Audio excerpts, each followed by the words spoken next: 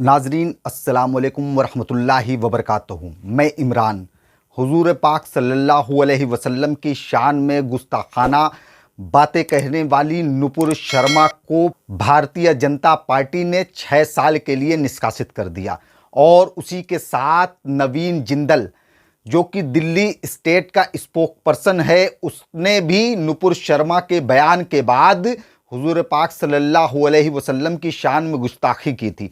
इन दोनों लोगों को भारतीय जनता पार्टी ने 6 साल के लिए निष्कासित कर दिया और इसके बाद नुपुर शर्मा ने माफ़ी भी मांगा। वहीं भारतीय जनता पार्टी के जनरल सेक्रेटरी अरुण सिंह ने कहा कि भारतीय जनता पार्टी सभी धर्म व संप्रदाय का सम्मान करती है और किसी भी मजहब के खिलाफ नहीं है।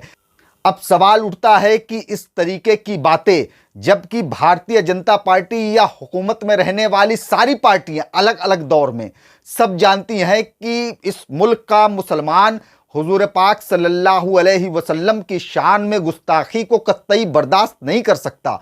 अगर उसे नौकरियां नहीं मिलती है तो उसे बर्दाश्त है, उसे एजुकेशन नहीं मिलती है तो उसे बर्दाश्त है, उसे रोज़गार नहीं मिलता है तो उसे बर्दाश्त है, उसे अच्छी एजुकेशन नहीं मिलती है तो उसे बर्दाश्त है, मगर वो हुजूर पाक सल्लल्लाहु अलैहि वसल्लम की शान में गुस्ताखी को बर्दाश्त नहीं कर सकता।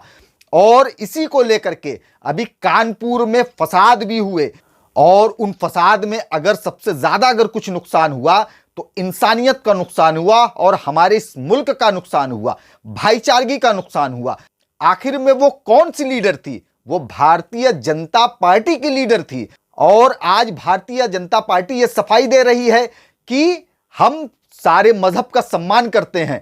तो फिर ये नुपुर शर्मा और नवीन जिंदल ये पार्टी में बने हुए कैसे थे, ये एक बड़ा सवाल है। वहीं सिर्फ कानपुर ही नहीं, देश ही नहीं, बल्कि हुजूर पाक सल्लल्लाहु अलैहि वसल्लम की शान में गुस्ताखी का विरोध बैरूनी मुल्कों में भी शुरू हो गया।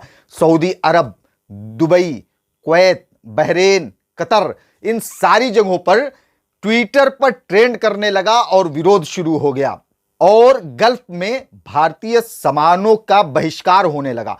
वाकई ये हमारे मुल्क के लिए नुकसान का सबब है कि हमारे मुल्क का सामान को किसी दूसरे मुल्कों में बहिष्कार किया जाए।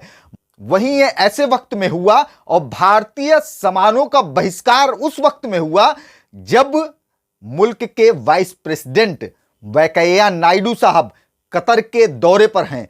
तो जाहिर सी बात है कि कहीं ना कहीं मुस्लिम कंट्रीज में जब यह सवाल उठेगा कि आपके पार्टी का स्पोक पर्सन हमारे मजहब के खिलाफ इस तरीके की बात बोलता है तो यकीनन जो मुल्क के नेता हैं उनके पास शायद कोई जवाब नहीं बचेगा।